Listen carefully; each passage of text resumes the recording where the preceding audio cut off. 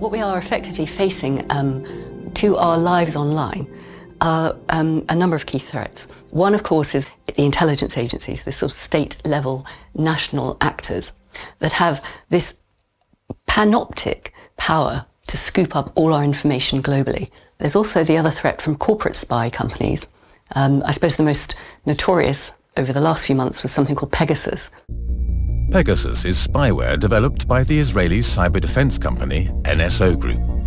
It is capable of being remotely installed without a trace, for instance via a missed call on WhatsApp, and offers complete access to every smartphone or computer. Pegasus was used for spying on activists, journalists and political leaders from various countries across the globe, and is still being used worldwide to this day. Our data has never been safe online. History teaches us that it is nearly impossible to protect citizens from hackers, corporations and governments themselves. And yet we are meant to believe that the digital ID will offer a safe solution for all our centralized data. What's important is not money. What's important is controlling real assets. So what I try and do is I try and get the general population all interested and enamored with money while I'm trying to control the real things, including the people. If things were to go badly and a government be elected that is more draconian, more authoritarian than we have been used to in the West since World War II, then that means that our digital ID will be wide open to abuse, to surveillance, to predation, and, potentially, as the Nazis did, arrest and deportation. It would make it so much easier for any ill-minded government to do that in any of our countries. This is exactly as it happened in communism.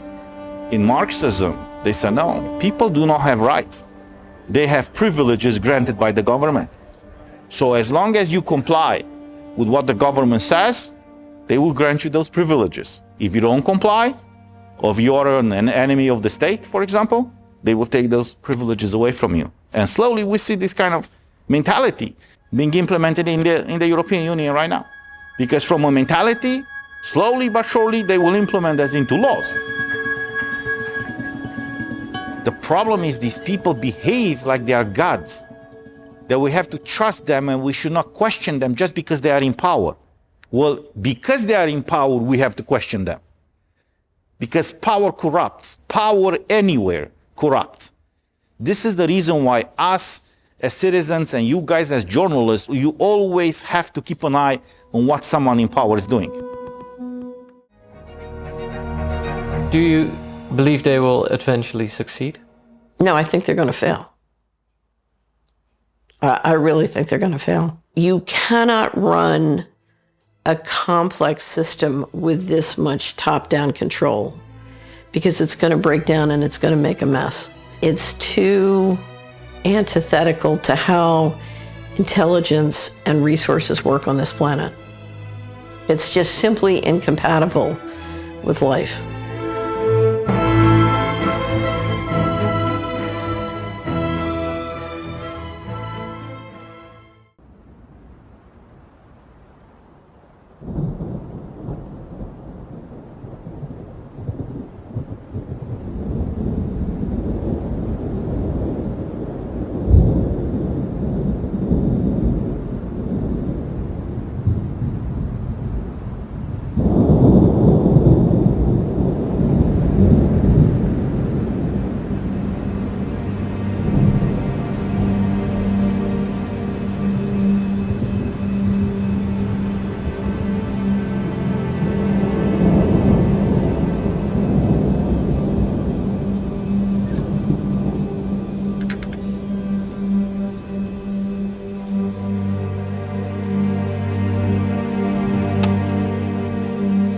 was in 1947 and 1949, we passed the National Security Act and the CIA Act. And those two acts in combination allowed money to be clawed out of the federal government and federal budget and spent in non-transparent ways. So we created a secret way of funding very big projects through the governmental mechanism. It all comes back to a point after World War II where literally the government lost control of the technology. We had the most powerful, secretive, black technology in the world, including some that we brought over from the Nazis.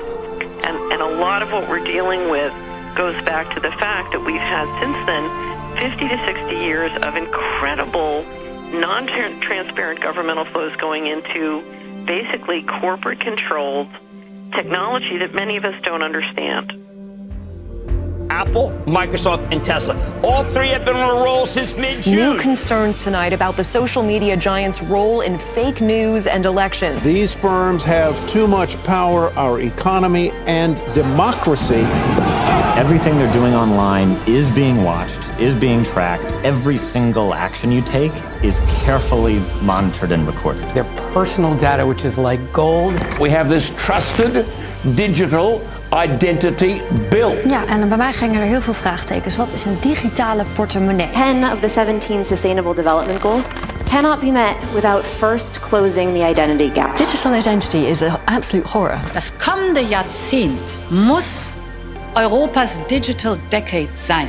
We won't be able to do that with traditional systems. The regulation for the EU Digital COVID Certificate. Vote is closed and it is adopted. The passport infrastructure is in place. You bring in that digital currency and you've got this total control. What happened? Where is the critique of capitalism itself, which has led to a system of horrendous inequality?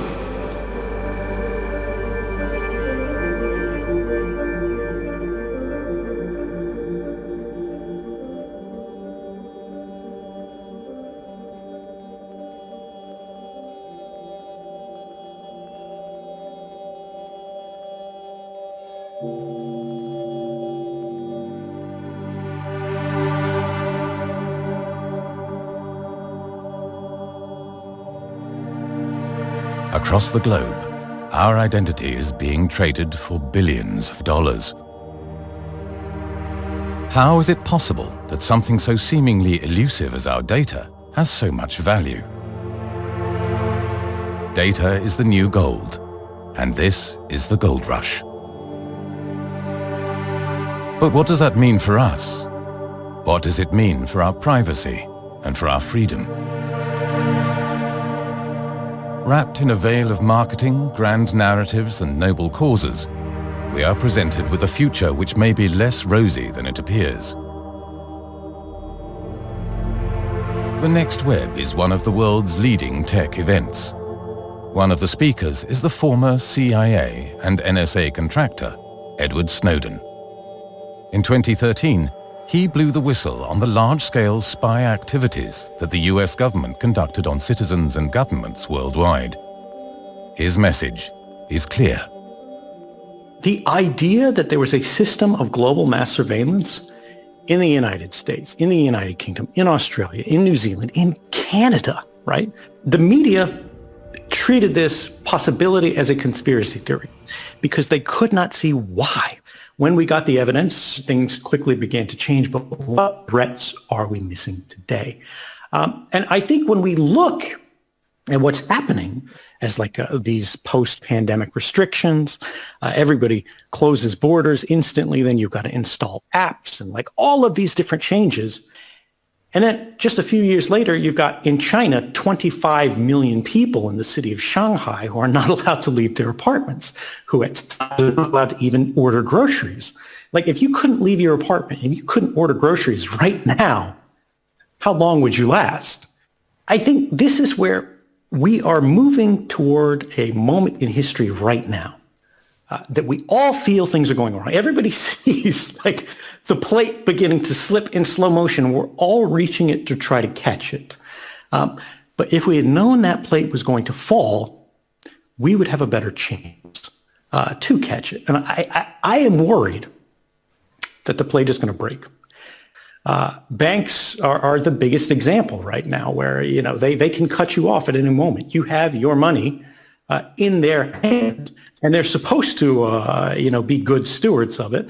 But we have begun to see people dislocated from their accounts because of protest activity, right? Because of the movements they support. But governments realize they have new tools that they've never had before.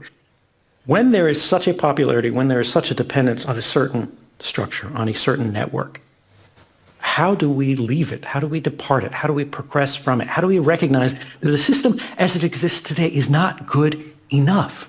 And to recognize that it could be better, and to recognize that it should be better, and to recognize that individually and collectively we can make it better. But it will not become better unless we force that to happen. I don't mean violently. This can be achieved non-violently. And I think this is both the great challenge and the great hope of our time.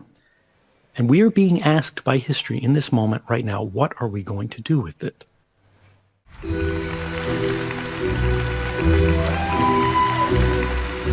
Spearheading these developments is the digital identity. The digital ID industry is a booming business.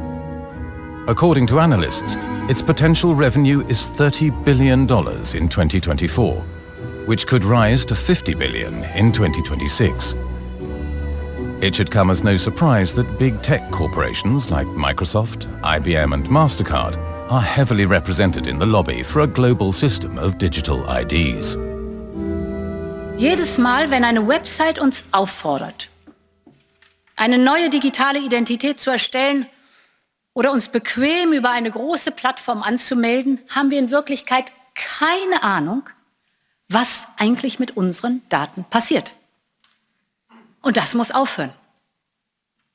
Und aus diesem Grund wird die Kommission demnächst eine sichere europäische digitale Identität vorschlagen. Eine, der wir vertrauen und die Bürgerinnen und Bürger überall in Europa nutzen können, um alles zu tun, vom Steuerzahlen bis zum Fahrradmieten. Eine Technologie, bei der wir selbst kontrollieren können, welche Daten ausgetauscht und wie sie verwendet werden. Arno Wellens is an author and investigative journalist specializing in finance. For his book, The Euro Gospel, he has immersed himself in the policy-making of an ever-expanding Europe.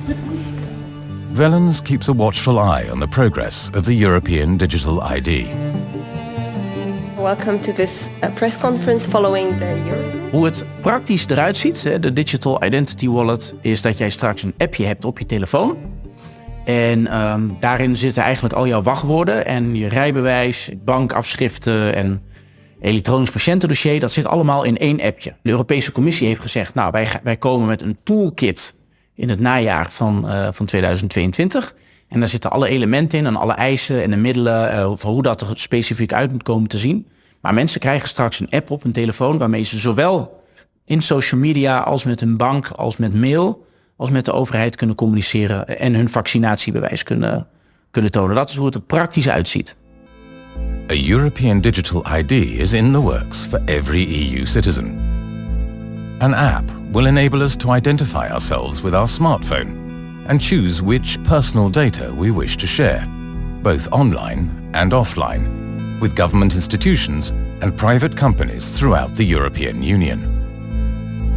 A so-called digital wallet will enable various attributes to be incorporated into it, such as government records, insurance documents, travel documents, personal data such as social media accounts, bank records, diplomas, credit card records, medical records, and vaccination status. As founder of Privacy First, Bas Filippini keeps track of all digital identity developments. Ik kom nog uit de tijd van idee, plicht, nee. En we zitten nu al in de fase waarin we dus hebben over digital ID, waar al je informatie op staat. En met uitsluitingsmogelijkheden om deel te nemen in het sociaal-maatschappelijk verkeer naar een stuk helemaal de foute dingen. Maar het kwam ook omdat ik langere termijn kijk. En ik zag het al aankomen. Feitelijk is de digitale identiteit natuurlijk ervoor zorgen dat jij beheer en beschikking hebt over je eigen data. En een stuk gemak over dat je niet al die pasjes nodig hebt. En dat je eigenlijk met één drager jezelf kan identificeren en door de maatschappij kan bewegen. Is daar iets mis mee? Nou, nee, want het is heel erg handig. Want als je dat in je wallet stopt, op je iPhone, op je smartphone, dan geeft dat enorm veel voordelen. Ken van Ierland is a digital entrepreneur and big data specialist. He assists large tech companies with their digital transformation processes and knows the value of data like no other. Ik was laatst in Sevilla, wilde ik een elektrische fiets huren.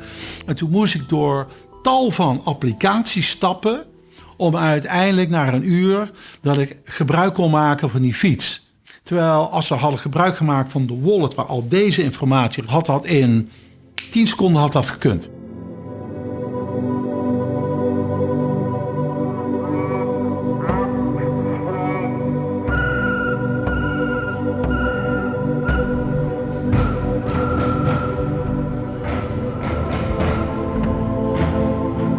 The digital identity gives us a prospect of convenience, security, and economic progress. But at the same time, there are grave concerns, such as here in Frankfurt, where people are worried about their privacy, safety, and freedom. By connecting every citizen's data, it would be technologically feasible to surveil, manipulate, and exclude people from society on a large scale. Thus, in the wrong hands, this could become the ultimate means of control. During the 2020 pandemic, we saw how such means can be used to exclude people from society. The plans for a digital ID have been around for much longer, but the corona crisis gave governments free rein to fast-track a QR code ID system as part of the digital COVID certificate. Toen werd op een gegeven moment gezegd, nou ja, dus als je gevaccineerd bent, of je hebt een herstelbewijs, of je hebt een testbewijs, dan, als je aan een van die 3 voorwaarden doet, krijg je een coronacertificaat. En met dat, alleen met dat certificaat mag je een café in, mag je een bioscoop in, mag je het zwembad in. Daar werd dus eigenlijk een soort digitaal poortje gecreëerd. En dat digitale poortje kon je alleen maar door als je dat bewijs had. Tijmen Visman teaches privacy and data protection law at the VU University of Amsterdam and is chairman of the Platform for Civil Rights. During the pandemic, Visman expressed serious concerns about the introduction of the Dutch government's 2G policy. 2G meant that only recovered or vaccinated people were allowed to visit public places, such as restaurants, cafes or swimming pools. Daar waar de risico's op besmetting het allergrootst zijn. De volle kroeg, de festivals, de evenementen, overal waar mensen bovenop elkaar staan.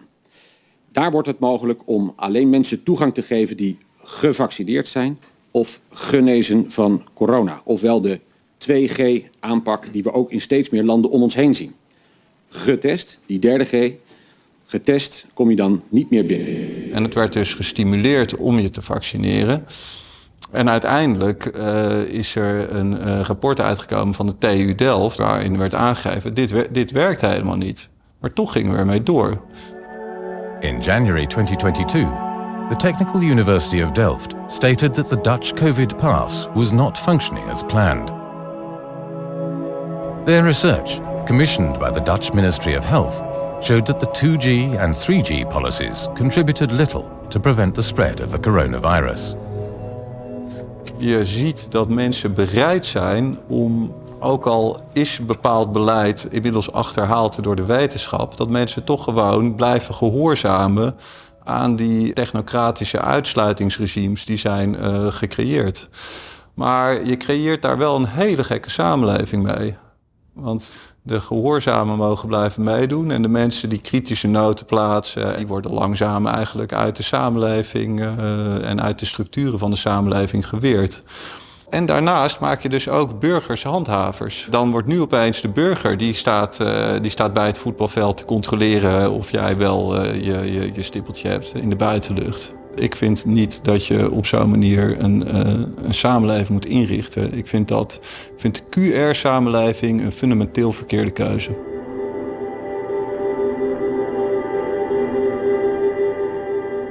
We were called, I think it was month of March 2021, if I'm not mistaken. We were told that we have to vote on an urgent procedure to pass the COVID certificate. And I asked, why do we have to do this?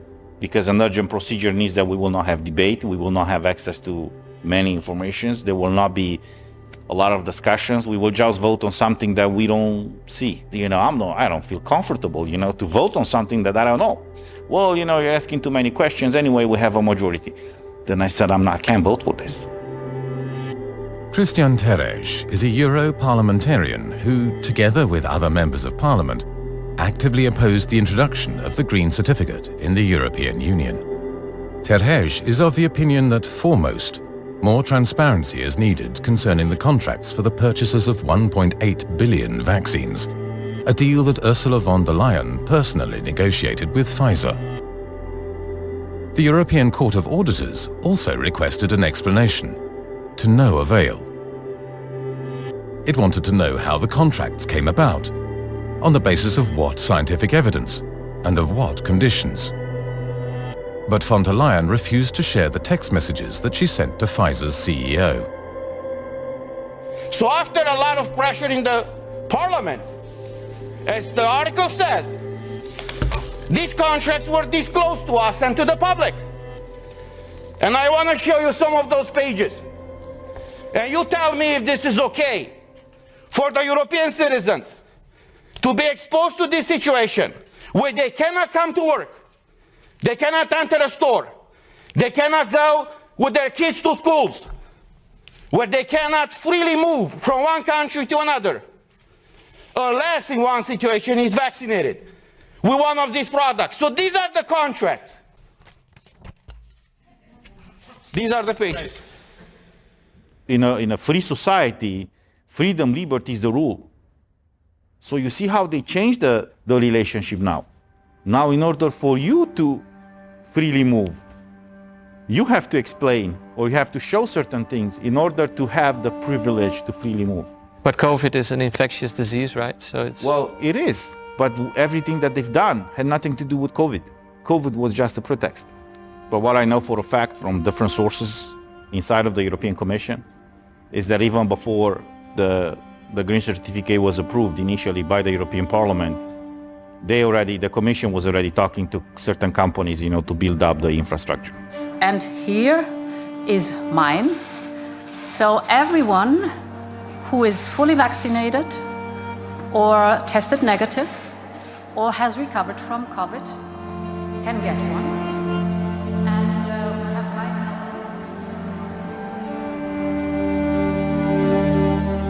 The idea for a digital ID originated before 2011. The OECD, an organization with 38 member states, set up to stimulate economic progress and world trade, wrote a report that advised governments to adopt a digital ID strategy. And in 2017, the European Commission released its first action plan for the creation of an e-government with a digital ID for all Europeans. Het eerste wat er gedaan werd, er moest een app komen. Nou, ik heb ook nog in die commissie gezeten over de app. Waarom moet er überhaupt een app komen? Wij waren als Privacy First, waren we daar principieel tegen. Maar dat is gewoon doorgedrukt. Nou, veel langer waren ze al bezig met die app. En hiermee kon een versnelling gecreëerd worden. En die app is in feite al een eerste stap naar Digital ID. Nou, dan is het nog maar een kleine stap om daar wat gegevens aan toe te voegen. Dat gaat natuurlijk van kwaad naar erger. En zo is in feite COVID misbruikt als een soort social credit systeem, ook meteen binnen die app. Want je werd uitgesloten als je niet het juiste gedrag vertoonde. Maar mensen zullen altijd zeggen van ja, we leven toch in een democratie. Een we hebben dus gezien, systeem zal hier nooit komen. Nee, maar we zien al dat we erheen gaan. En ik vind de COVID-pas was stap 1 binnen een democratie. Hoe ver je eigenlijk al kan gaan. The Green Certificate kind of educated people to use a QR code to show that they were vaccinated when they entered a store. Now you have the digital wallet. They say right now that is not mandatory, right now. But they might pass a law, for example, that would say, well, it's not mandatory, but if you don't have it, you cannot do certain things.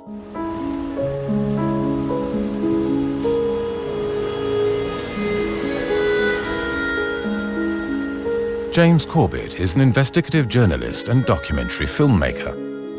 In his renowned documentary, How Big Oil Conquered the World, he shows how, worldwide, sovereignty is increasingly being lost to technocratic forces. According to Corbett, we are entering a new era of extensive governmental control. There are different paradigms that we enter into as history unfolds and as different events take place. And I think for the past couple of decades, certainly the terrorist events of September 11, 2001 was used as one of those paradigms of control of society and was used as the excuse for the implementation of all sorts of measures that would not have been doable, really, without that justification, that presumed justification. In response to the attack on the Twin Towers on September 11, 2001, George W. Bush signed the Patriot Act, a controversial bill that would make it easier for the American intelligence agencies to surveil and eavesdrop on citizens on a large scale. The act was to be temporary, but this act has been extended to date in modified form and also has implications for American companies beyond the national borders of the US. Today we take an essential step in defeating terrorism while protecting the constitutional rights of all Americans. With my signature, this law will give intelligence and law enforcement officials important new tools to fight a present danger. What we have seen over the past couple of years is the rollout of the next iteration of the paradigm of governance for the planet, which is the biosecurity paradigm. It is now not in the name of some turbaned boogeyman hiding behind some corner who wants to blow you up. Now it's the virus that's hiding behind some corner and wants to infect you. And one of the obvious techno-solutionism answers to this problem is the COVID passports, the vaccine certificates. The specter of this was floated almost immediately in the wake of the lockdowns and other things that we saw in March of 2020. So the vaccine passport becomes the Trojan horse to the digital identification. Once people get used to the idea that they're going to have to present their vaccine passport in order to be allowed to travel to a different country or even to travel to a different region within their own country or even to go shopping, then it isn't a large step to say, okay, well now we are going to implement that exact infrastructure for all access to all government services, access to leave your home, and people will be more willing to accept it. So it seems that the COVID pandemic has opened the doors to a new era. An era in which control and surveillance are facilitated and further normalized. A digital ID, to which all our data is linked, seems to be the ultimate means to this end. But the question arises, where does this push towards the centralization of our data stem from? And whom does it benefit? Er zijn twee redenen om dit te willen. En de ene kant is omdat er handel zit in jouw data. Want als al jouw data aan elkaar gekoppeld zijn, dan kunnen analisten die kunnen kijken wat jij allemaal uitgeeft, hoe jij te beïnvloeden bent. Er zijn mensen die jouw bestedingspatroon en jouw eetpatroon willen koppelen aan medisch onderzoek. En dat heet een European Union Dataspace. En daar zitten gewoon alle gegevens van mensen in. En al die plannen liggen er al. Daar zit een hele industrie achter. De bedrijven die appjes bouwen bijvoorbeeld. The French defense and tech company Thales is one of the corporations that is involved with the development of the EU digital wallet. Hello everyone, meet Lucy, student in psychology. And me, her digital ID wallet issued by the government to offer a wide range of identity services. In fact, I'm a handy way of proving and protecting her identity both online and face-to-face. Let's have a closer look at what I can do. I can help governments to better communicate with citizens.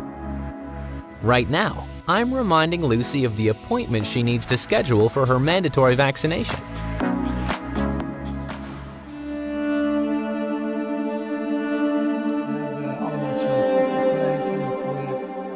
Hoe sterk is die technocratische lobby vanuit techbedrijven? Heel groot. Het gaat om geld. De hele digitalisering wordt aangejaagd door big tech. Kijk, die overheid heeft een ruif van duizenden miljarden die ze ter beschikking stellen om idealen na te streven die zij graag voor hen willen bouwen tegen woekerprijzen. En dat zie je dus ook in het hele vraagstuk rondom digitalisering. Is dat die overheid ziet dat als je er op een centrale manier dat kan gaan inrichten. En dan zie je dat al die Franse, Duitse bedrijven die zeggen wauw, dat is geweldig, want het zijn miljarden projecten. Daar worden honderden miljarden geïnvesteerd om een platform te creëren, om het identity van 500 miljoen Europese burgers vast te leggen. En om daarmee ook een hele workflow te bouwen van wieg tot graf, om je daarin te gaan besturen. Vanuit het surveillance capitalism is er natuurlijk een soort van gratis model ontstaan op internet om consumenten bij jouw dienst aan te laten sluiten. De stap die daarna is gekomen is manipulatie van die gegevens om jou te bewegen in een richting waar je nog helemaal niet aan gedacht had. Totdat deze stroming gecombineerd werd met politiek. En daarbij zie je dat, als wij gedrag kunnen voorspellen en manipuleren van consumenten, dan kunnen we dat ook wellicht doen van kiezers. Nou, en die hele efficiënte manier om te sturen, is natuurlijk de droom van elk groot bedrijf.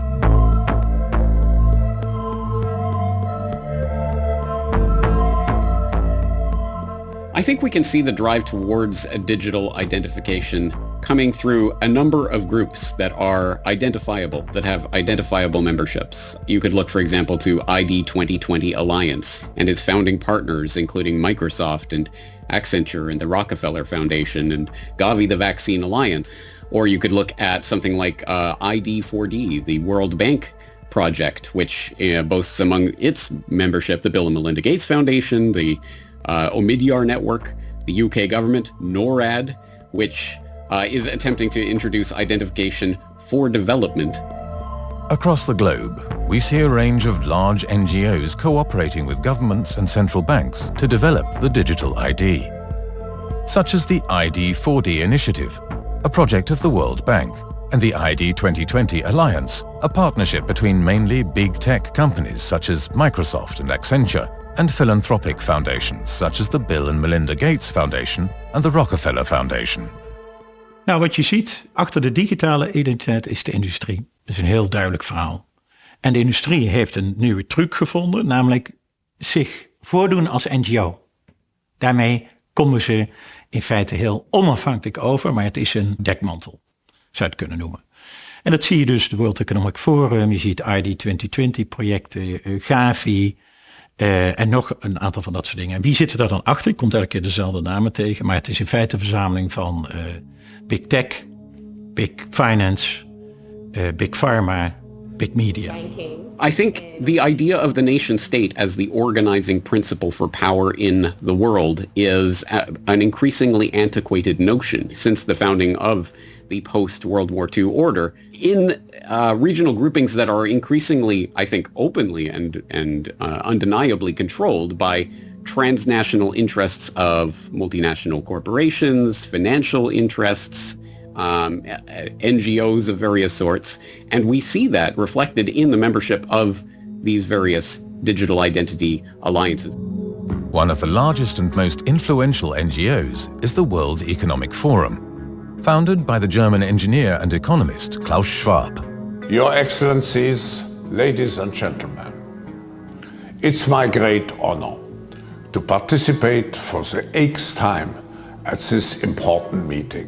The World Economic Forum is a lobby organization, known mostly for its annual gathering in Davos, Switzerland, which is attended by 3,000 paying members and selected participants, among them investors, CEOs and political leaders.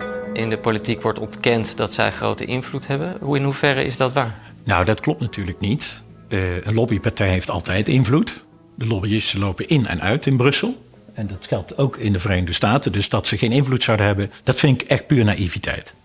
Vervolgens zijn er natuurlijk brieven, ook naar buiten gekomen, door WOP-verzoeken, waarin heel duidelijk wordt gezegd, neem een voorbeeld van de minister Kaag. U doet mee aan deze werkgroep, strictly off the record. Waarom strictly off the record? In December 2021, the Dutch government made binding agreements with the World Economic Forum, namely the execution of projects launched by the World Economic Forum, such as the Food Innovation Hubs, a network for global food innovation. so the World Economic Forum can initiate specific public-private partnerships in the Netherlands. And the Dutch government directly adopts policy goals from the World Economic Forum.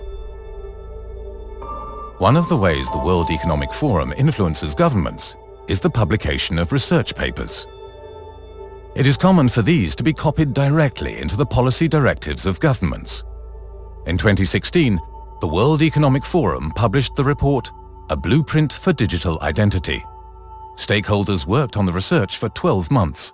Among them, ID 2020 Alliance, the Bill and Melinda Gates Foundation, MasterCard, Visa, Deloitte, the ING Bank and the Dutch civil service DigiD. Uit hun jaarrekening blijkt dat ze elk jaar zo'n 370 miljoen euro krijgen. En daarvan gaat 40 miljoen euro op aan die conferentie waarbij al die mensen klimaatneutraal met hun privéjet naar Davos vliegen. En de rest gaat gewoon op aan het maken van die rapporten. En die rapporten die zijn 100% gefinancierd door die grote multinationals die er belang bij hebben dat die boodschap wordt verspreid. Dus het is een heel groot lobbybureau.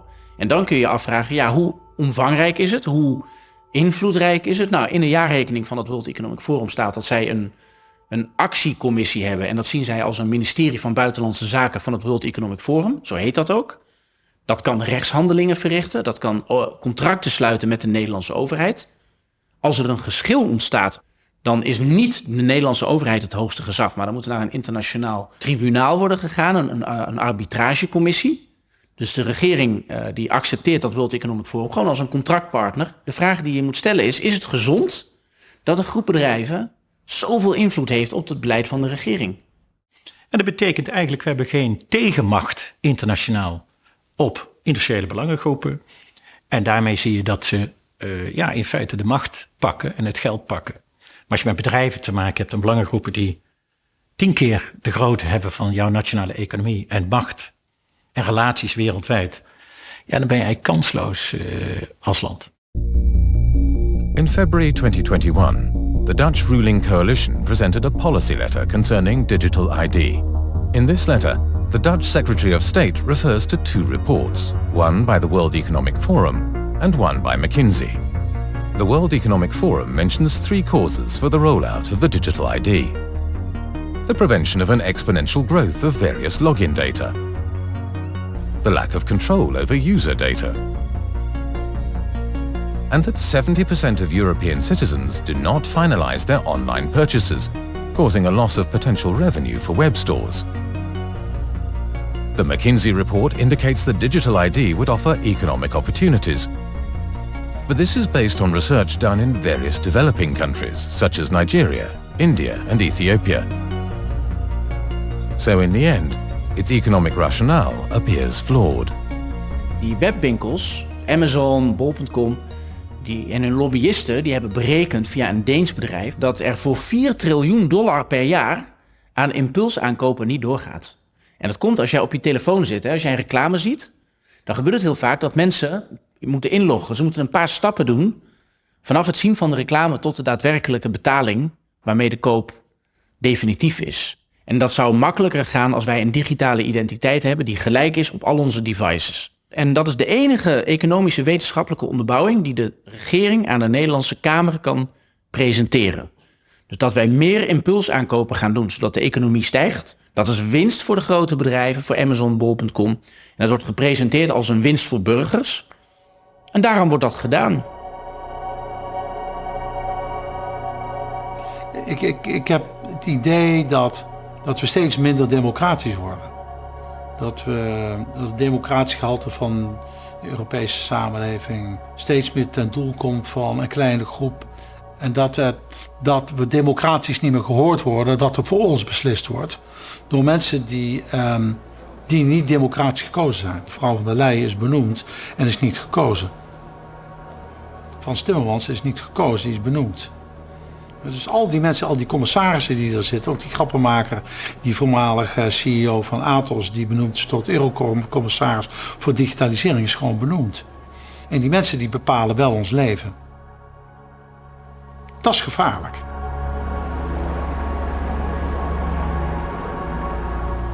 Everybody's pretending that we live in a democratic process, but we are not. We have some people in power, usually unelected people, unelected bureaucrats, who are not answering to anybody. On top of that, they are lacking any kind of transparency. You know, everything is segmented.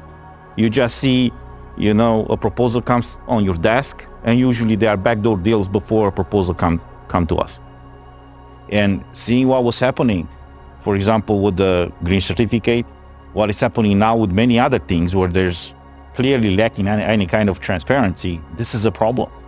Cristian Terhej grew up in Romania during Nicolae Ceausescu's oppressive regime that lasted from 1967 to 1989. With the corona measures, such as the introduction of the European Green Certificate, Terhej is very concerned about what are to him recognizable patterns. Everybody in Romania was under severe distress back then and fighting for pretty much for survival, because they rationalize food, they rationalize electricity, they rationalize gas.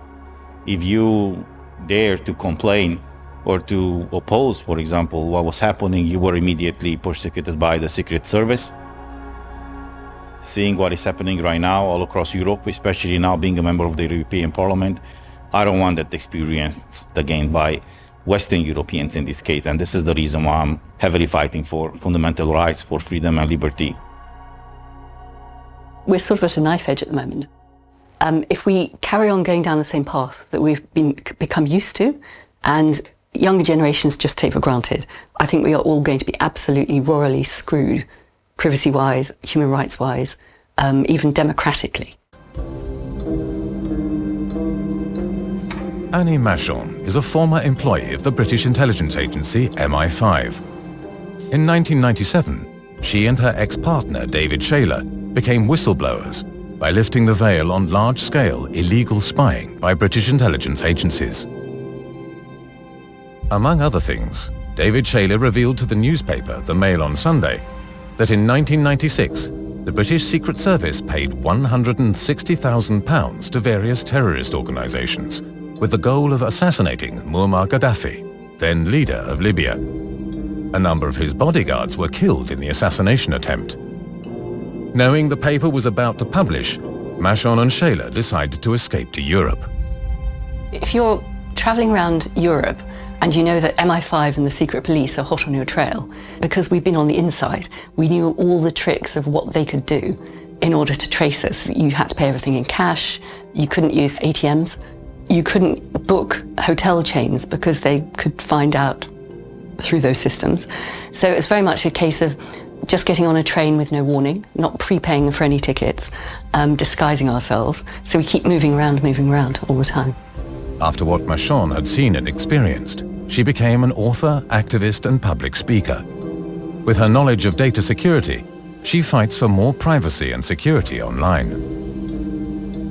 What we are effectively facing to our lives online are a number of key threats. One, of course, is the intelligence agencies, the sort of state-level national actors that have this panoptic power to scoop up all our information globally. There's also the other threat from corporate spy companies. I suppose the most notorious over the last few months was something called Pegasus. Pegasus is spyware developed by the Israeli cyber defense company NSO Group. It is capable of being remotely installed without a trace, for instance via a missed call on WhatsApp, and offers complete access to every smartphone or computer. Pegasus was used for spying on activists, journalists and political leaders from various countries across the globe, and is still being used worldwide to this day.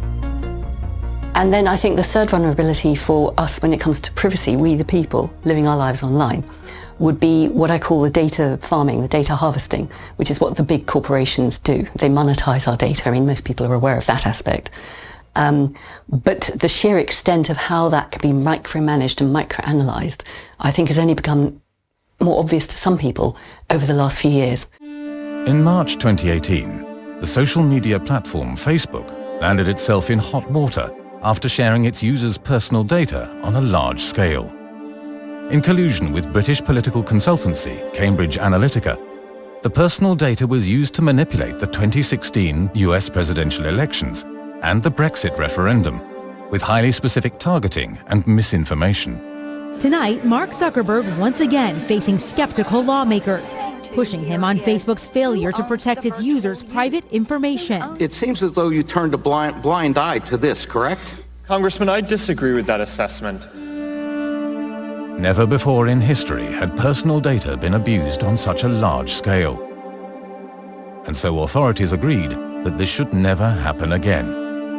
The other issue around the spies and the corporate spies is they can't even protect their cyber weapons that they used to do their spying with, which means that they can fall into the dark web and be used by criminal hackers. So you have a situation where even the CIA and the NSA cannot protect their own classified information. And that's why I would suggest that things like digital ID is counterintuitive to everything I've been talking about for the last 25 years. Because effectively what we're doing is we're handing over, for convenience, the concept of our personal identity. You can just plug into all your government services and they say it's going to be private, but can they guarantee it? Because who is going to own the hardware on which it's stored? Who is going to run the software which runs it and organises it? Who is going to own the infrastructure, even the fibre optic cables going across the Atlantic or across the Pacific? So I don't trust our governments or our institutions to be savvy enough to protect that sort of very private information, which will be our whole scope of us online, and do it in a meaningful manner. Our data has never been safe online. History teaches us that it is nearly impossible to protect citizens from hackers, corporations, and governments themselves. And yet we are meant to believe that the digital ID will offer a safe solution for all our centralized data. Je hebt straks één plek waar alle digitale buit zit samengebald. Dus je hebt één slot, de vos die moet maar één slot openbreken en dan heeft hij alle kippen bij elkaar. Alle digitale kippen. En dat is een enorm gevaar hiervan. Privacy is an important aspect of our online security. But as soon as money is linked to the digital ID, it becomes a completely different story. Because if it were possible to exclude people from the payment systems, then this could be abused as the ultimate means of control. Then a so-called social credit system doesn't seem so far off. Since late 2020, more than 100 central banks worldwide, among them the ECB and Federal Reserve, have started extensive research into the development of a CBDC, a central bank digital currency. A digital currency issued by the central banks. In countries including Canada, France, Saudi Arabia and China, pilot projects have already started. And in Jamaica and the Bahamas, the CBDC is already being issued.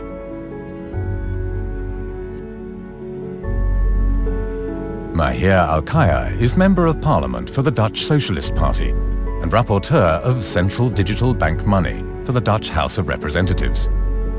Ever since he became a parliamentarian, he has fought for more expertise regarding digital money. Now that the central bank digital currency is on the horizon, he is concerned about the technical decisions made by the ECB. Het ontwerpen van munten en biljetten, dat was tot daaraan toe, maar het ontwerpen van echt het digitale geld, dat heeft echt verstrekkende consequenties. Moet dat ook zomaar kunnen, door onbekende technocraten achter gesloten deuren. Central bank digital currencies, of eigenlijk in het geval van Europa de digitale euro, dat zijn digitale munten die zijn ontworpen en die worden uitgegeven door de centrale bank. Op dit moment kennen we al digitaal geld. Hè? Dat is vooral uitgegeven en ontworpen door commerciële instellingen, commerciële banken vooral. Wat we tegemoet kunnen zien zijn diensten en digitale munten uitgegeven door de Europese Centrale Bank, waar commerciële banken niet meer voor nodig zijn. Kopia George is a professor at the University of Cape Town and director of the UCT Financial Innovation Lab. As a consultant, he works with central banks worldwide in the development of central bank digital currencies. Central banks are very actively coming together under the umbrella of the Bank for International Settlements, the central bank of central banks, which has launched a financial innovation network, and they have sort of different fintech hubs in different jurisdictions around the world. And so in this forum, we are developing now this new infrastructure. The idea is that you get rid of cash You have, fully digital means of payments, and there are ways to, give people who don't have smartphones access to digital means of payments. Technology-wise, all of this is currently being developed. So it's a matter of time before we see, those coming into reality. The Bank for International Settlements in Basel, Switzerland, is the central bank of the central banks. At its innovation hub, it is working hard to roll out the central bank digital currency. Agustin Carstens, the general manager of the Bank for International Settlements, released a video statement in October 2020 that raised a lot of eyebrows. We tend to establish the equivalence with cash, and there is a huge difference there. For example, in cash, we don't know, for example, who's using a $100 bill today. We don't know who is using a 1,000 peso bill today. A key difference with the CBDC is that central bank will have absolute control on the rules and regulations that will determine the use of that expression of central bank liability. And also we will have the technology to enforce that. Those two issues are extremely important, and that makes a huge difference with respect to what cash is. Carsten says that central banks desire absolute control over how the money can be spent. This implies a huge level of control. You have to understand that the Bank of International Settlements was created, and the primary reason it was created was not the stated reason. The primary reason it was created was to create a bank that had sovereign immunity. And since the Hague Convention, they have figured out ways of extending that sovereign immunity around the planet and combine it with sovereign immunities that other organizations have been able to build and get, like the WHO and the UN. And you've created a breakaway civilization that thinks it has sovereign immunity from all national constitutions and basic laws. Catherine Austin Fitz is an American investment banker, formerly the managing director of investment bank Dillon Read. She was also Assistant Secretary of Housing for the Bush administration in 1988. They have been pushing towards a system that will make the economics of total central control work for them. That's what you have to understand. You've got a group of people who can just print as much money as they want out of thin air, or were able to do it till the commodity producers, had a fit in the last couple months. So as long as you could print money out of thin air and trade it for labor and commodities around the world, you had all the money in the world, right? What's important is not money. What's important is controlling real assets. So what I try and do is I try and get the general population all interested and enamored with money while I'm trying to control the real things, including the people. One of the big questions is going to be, will banks exist? Because you can do everything digitally at the central bank. But it also means that the central bankers can dictate the rules of when and how you can use your money. Een belangrijke inhoudelijke wens van de Tweede Kamer hier is dat anoniem betalen mogelijk blijft. Dat privacy goed geborgd is. Dat we niet in een soort systeem van massasurveillance terechtkomen. Of dat er politieke keuzes in het geld zelf worden geprogrammeerd. En de Europese Centrale Bank is hier op dit moment mee bezig. En de Europese Centrale Bank heeft ook laten zien dat zij politieke doelen nastreven. Ook al zijn ze op papier onafhankelijk en dus ook door ons, volksvertegenwoordigers, dus niet te controleren. Ja, een van die politieke doelen is bijvoorbeeld het tegengaan van klimaatopwarming. Lex Hoogdown teaches economics at the University of Groningen and is former managing director of the Dutch Central Bank. He says this is a trend that has been going on for a while. Als je ziet waar speeches van ECB-directieleden, die gaan heel vaak over klimaat en niet over prijsstabiliteit. Dus ook de focus is daarmee ook wat weg van prijsstabiliteit. Climate change is one of the biggest economic risks confronting Europe this century. And the rest of the world for that matter. Maar het wordt vrij eng als dat in het geld zelf wordt geprogrammeerd. Dan kun je dus te maken hebben met bijvoorbeeld zoiets als een CO2-budget. Wat er nu al is voor het bedrijfsleven. Maar dat zou straks ook maar zomaar kunnen zijn voor huishoudens. Als jij bijvoorbeeld te veel gas gestookt hebt thuis, dat jij niet meer benzine kunt tanken, omdat jij al aan je CO2-limiet zit. Je ziet nu al dat er in Nederland 2 banken zijn die zeggen, wij gaan op uw bankrekening gaan we ook zeggen hoeveel CO2 uitstoot. De producten die u heeft gekocht, gaat u met zich meebrengen. Dus het kan zich ook lenen voor het bij elkaar brengen van allerlei data waarvan de overheid gebruik kan gaan maken in het beleid dat ze wil gaan voeren. Ja, dan gaan we naar een wel heel sterk centraal gestuurde economie waarin een persoonlijke vrijheid door het putje dreigt te gaan.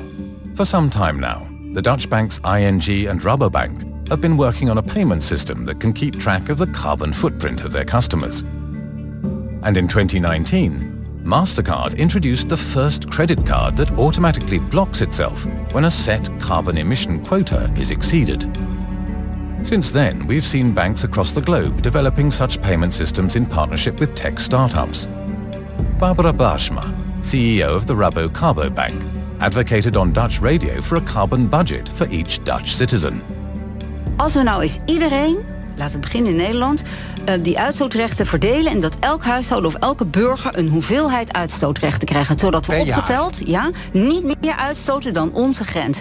Vervolgens kunnen we, het zit in een carbon wallet, kan je dat noemen. Kan je bijkopen. Ja, en dan kan je, als ik wil vliegen, koop van iemand die niet gaat vliegen, omdat hij daar bijvoorbeeld geen geld voor heeft. Die verkoopt aan mij zijn carbon uitstootrechten en krijgt daardoor een beetje meer geld. So Baarsma advocates for a transferable carbon budget. But critics warn that such a system could result in ever more inequality. Je zou activiteiten die, als je dan wil gaan vliegen, dan kun je verplicht worden om CO2 te compenseren bijvoorbeeld. En dan wil je dat niet, maar dan gaat het automatisch van je rekening af. Dat soort dingen kun je allemaal digitaal inbouwen. De mogelijkheden zijn eindeloos. En daarmee is je democratie en je recht op bezit, waarbij jij jezelf iets hebt opgebouwd en dat jij rechten afstaat aan de overheid om iets te doen met een stukje belasting bijvoorbeeld, dat is weg. Alles wat jij verdient is zichtbaar, belastbaar en programmeerbaar voor overheden en centrale banken.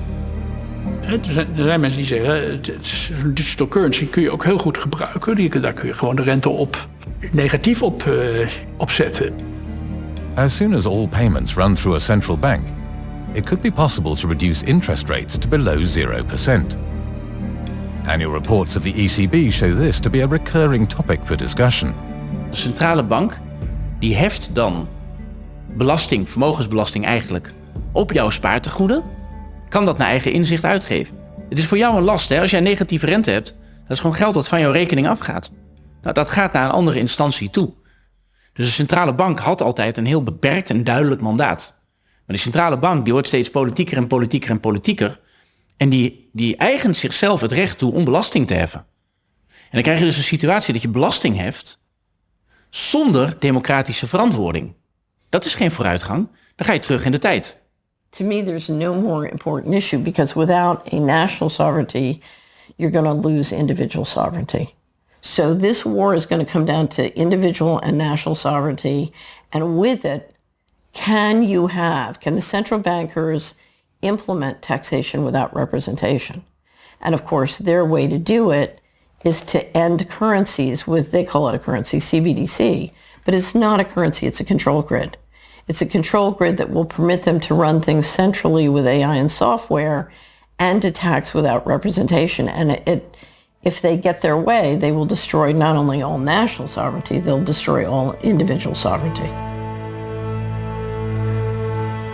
Het bestaan van contant geld zorgt ervoor dat niet in digitaal geld voorgeprogrammeerd is dat die negatieve rentes automatisch van kracht kunnen raken, omdat iedereen dan altijd nog de mogelijkheid heeft om het geld contant op te nemen. En dat is een belangrijk goed, die keuzemogelijkheid.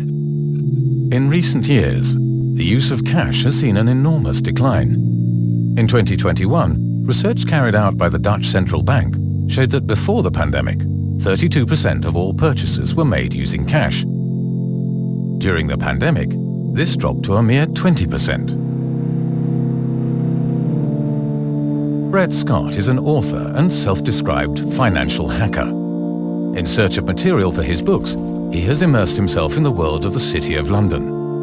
In his most recent book, Cloud Money, he writes about the war on cash and the dangers of a cashless society. Many big players for quite a long time have been engaging in this war on cash, trying to push you away from the cash system slowly but surely. But when COVID came along, they really used COVID as an excuse to accelerate that process. A good example is the example of Visa and the NFL, actually. So Visa entered into the deal with the NFL to make their Super Bowls go cashless in 2019, before the pandemic, but they implemented it in 2020. And the narrative that was built around that was that it was because of the pandemic. In reality, though, major health bodies like the Robert Koch Institute in Germany, which is a preeminent health research institute, have come out and said there's no connection between cash and COVID. In fact, they've pointed out that things like self-checkout touchscreens and the PIN pads of these card terminals are a greater threat of spreading COVID than cash is. And what's really interesting is that in places like London right now, a lot of these big retailers use it as an excuse for quote-unquote going cashless. But now a lot of the other COVID regulations have been dropped in places like London. You don't have to wear a mask anywhere, and yet the retailers are still claiming that cash transmits COVID, and they're still using it as an excuse to stay with these digital payment systems. And it starts to essentially shame people for using the cash system. But if you think about it, the cash system is the only thing that stands between you and corporate domination of the payment system.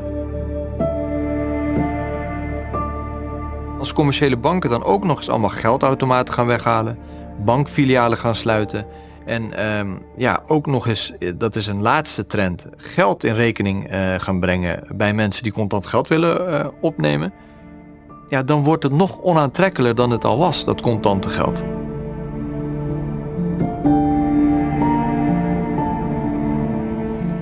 On the subject of the digital euro, let me also underline that we all agree that it should not replace but complement cash. Thank you very much. That's it for tonight. Als je eerlijk bent, je hebt dat rapport van de ECB on the digital currency. En daar staat inderdaad letterlijk in dat die CBDC, die moet cash-like features krijgen, zodat hij hetzelfde kan doen als cash. En als je dat dan introduceert en je wil graag dat mensen dat hebben, dan gaat dat ten koste van de behoefte aan cash. Die twee bijten elkaar. Contant geld zal niet hard meteen verdwijnen. Elk dorp in Nederland zal voorlopig nog wel een pinautomaat hebben. Alleen wat je ermee kan doen zal veel minder zijn. Dus het zal dan op minder plekken worden geaccepteerd.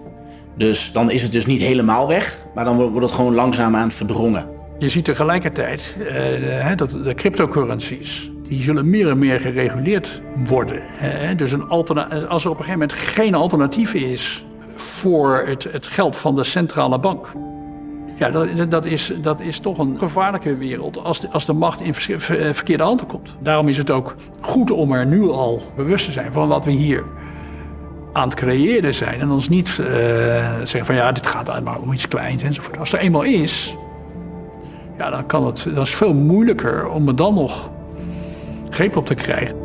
Geld wordt programmeerbaar, traceerbaar en manipuleerbaar. En dat kan vele dilemma's en gevaren opleveren in de samenleving. Het is heel moeilijk voor volksvertegenwoordigers, zoals ik, om een precies beeld te krijgen waar ze nu achter gesloten deuren mee bezig zijn. Wij hebben hier in Nederland, na veel aandringen van de regering, een standpunt gekregen over de digitale euro. Eén van die punten is dat ook de Nederlandse regering, dus niet alleen het Nederlands parlement, maar ook de regering is van mening dat de digitale euro niet programmeerbaar moet zijn. Maar het Europese proces en de Europese bureaucratie werkt zo dat dat nog niet automatisch leidt tot daadwerkelijk een digitale euro die niet programmeerbaar is. Wij kunnen hier van alles besluiten als Tweede Kamer, maar als je dit soort ingrijpende beslissingen überhaupt niet meer overlaat aan democratische besluitvorming, maar dat het ergens in de achterkamers wordt besloten, dan maak je de democratie zelf minder relevant. Dit moment worden de belangrijke beslissingen genomen, alleen niet in de openbaarheid, achter gesloten deuren. That the financial system connected to a digital identity can be used as a means for power and control is no longer news. China has been rolling out a social credit system since 2009, which judges the behavior of citizens using a score system.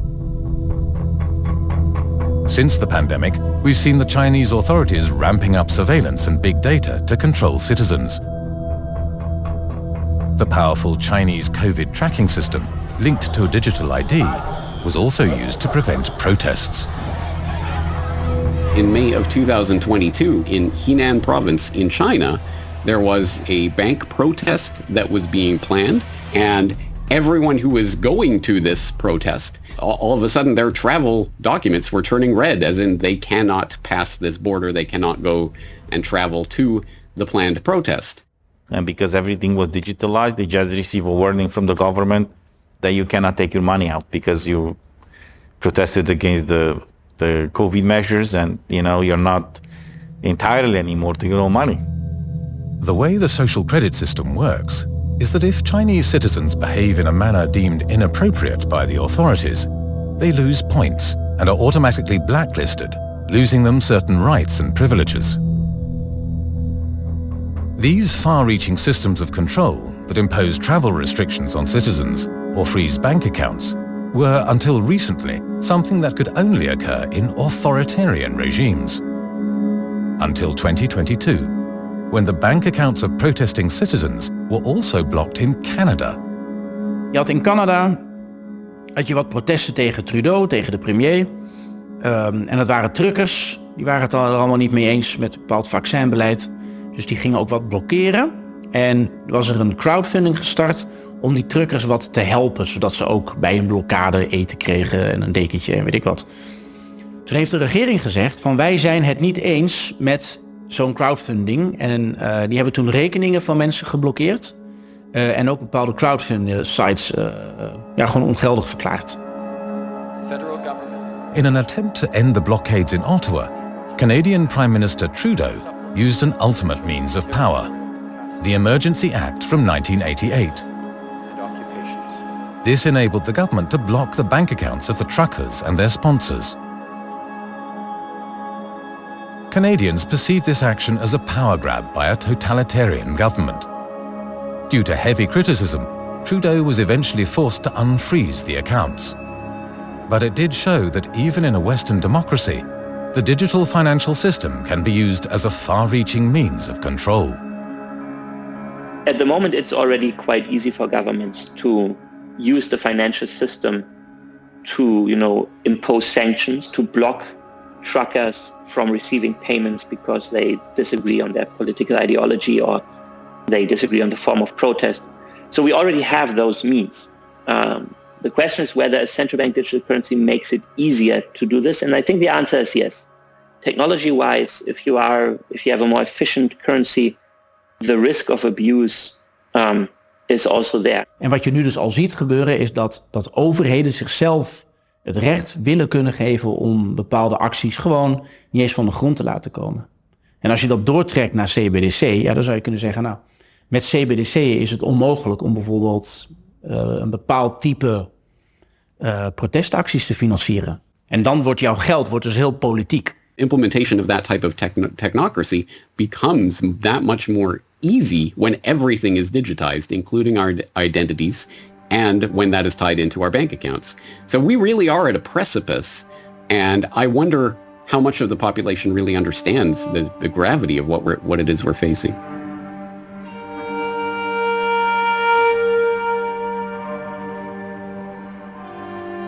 And unfortunately, there are no proper safeguards yet to avoid something like that. We receive assurances from Commission and from others that something like this will not happen, but I don't buy that. Because here's the problem. When you create a law, you have to think at the worst case scenario. You never know down the road, after the law is passed, who's going to come in power and use that law in a bad way. If things were to go badly and a government be elected that is more draconian, more authoritarian than we have been used to in the West since World War II, then that means that our digital ID will be wide open to abuse, to surveillance, to predation, and, potentially, as the Nazis did, arrest and deportation. It would make it so much easier for any ill-minded government to do that in any of our countries. This is exactly as it happened in communism. In Marxism, they said, no, people do not have rights. They have privileges granted by the government. So as long as you comply with what the government says, they will grant you those privileges. If you don't comply, or if you are an enemy of the state, for example, they will take those privileges away from you. And slowly we see this kind of mentality being implemented in the European Union right now. Because from a mentality, slowly but surely, they will implement this into laws. And that is the ideology of technocracy, which is essentially a quest to transition humanity from the beautiful, messy state of organic nature into humanity 2.0, where everyone will be tracked, traced, and databased everywhere they go at all times, and can then be fed into algorithms which will be able to determine the best course for society. Think of this as a financial control grid, okay? And all you have to do, you've been building it, and you've been building the infrastructure and the smart grid to build it. You only need to add 2 last pieces. And then it snaps into a digital concentration camp.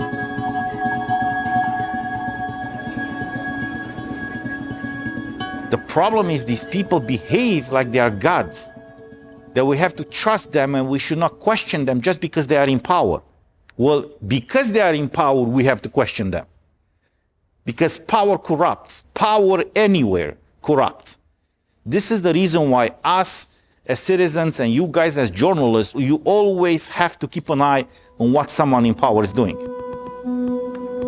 Als je kijkt naar de relatie tussen burger en overheid, ik vind dat het een burgerplicht is om een overheid te wantrouwen. Dat is eigenlijk het hele idee van democratie. Maar wij hebben op dit moment al een samenleving en een architectuur gecreëerd waarin dat wantrouwen wordt georganiseerd richting de burger.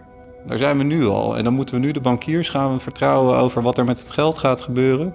En daar mogelijkheden worden ingebouwd om onze vrijheid nog verdergaande mate te beperken. Dat lijkt geen goed idee. The technical developments are gaining a momentum that we have not experienced before.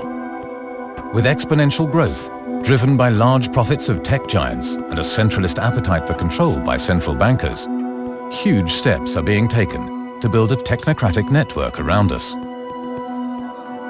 The democratic process seems barely capable of keeping up with these developments, and our freedom and privacy are at stake. This places us in a grey area, because the question arises, how much are we prepared to surrender our privacy and our freedom for convenience? And what can we do to channel this movement to our benefit?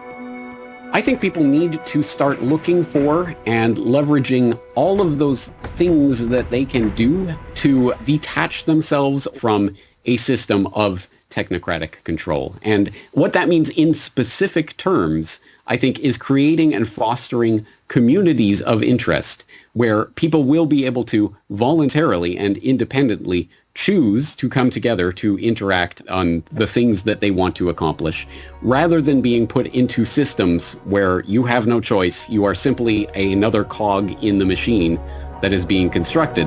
Technologie wordt ook vaak op een soort deterministische manier gepresenteerd. Hè? Van, ja, weet je, dit is gewoon hoe het gaat. Maar dat is natuurlijk de grootste leugen, want als er iets maakbaar is, is het technologie.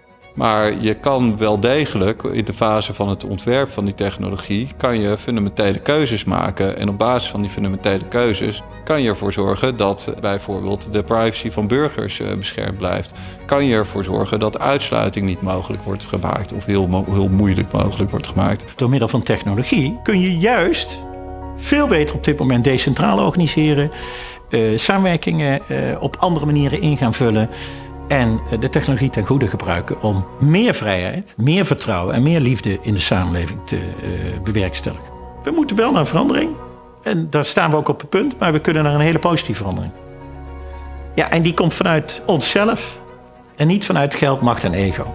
You know, if tomorrow everybody woke up and said, I'm going to pull all my money out of every systemically important bank, there would be a revolution tomorrow. It would be fabulous. So the first thing we can all do is, for God's sakes, take the system analog as much as you can. So whether it's using cash or getting rid of your smartphone. Just get out of the digital system. You should be asserting your right to use cash. You should be challenging any shop owners that prevent you from doing it. You should also be challenging any authorities that prevent you from doing it. So for example, in Amsterdam, the tram system will prevent you from using cash. Many places will prevent you from using cash. You should be standing up against that, saying, hey, this is actually not a good move. This is not in our interests. And even if you think it might save, a bit of time and so on, in the long term, this is bad for our economic system.